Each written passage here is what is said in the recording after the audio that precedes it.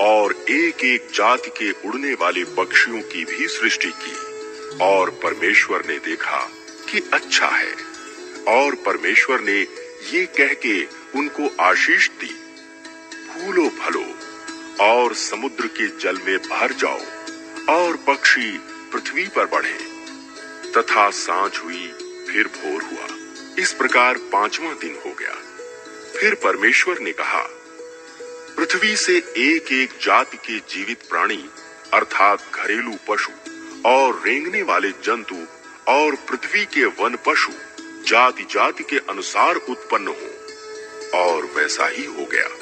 इस प्रकार परमेश्वर ने पृथ्वी के जाति जाति के वन पशुओं को और जाति जाति के घरेलू पशुओं को और जाति जाति के भूमि पर सब रेंगने वाले जंतुओं को बनाया।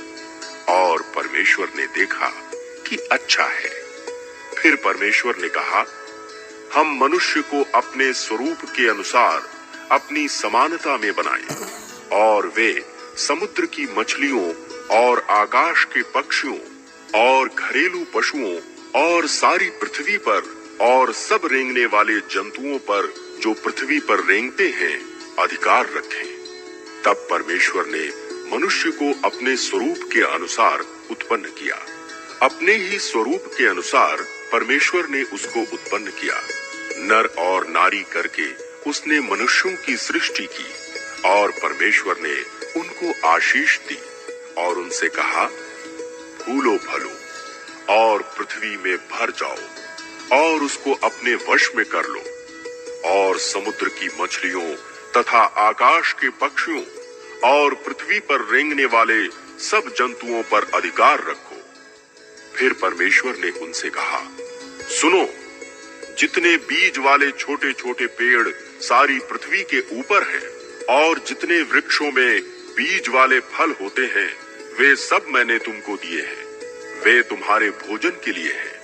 और जितने पृथ्वी के पशु और आकाश के पक्षी और पृथ्वी पर रेंगने वाले जंतु हैं जिनमें जीवन का प्राण है, उन सब के खाने के लिए मैंने सब हरे हरे छोटे पेड़ दिए हैं।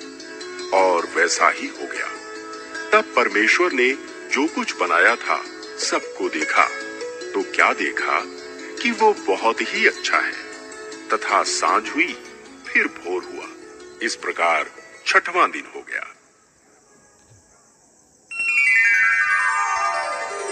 अध्याय 2। यूं आकाश और पृथ्वी और उनकी सारी सेना का बनाना समाप्त हो गया। और परमेश्वर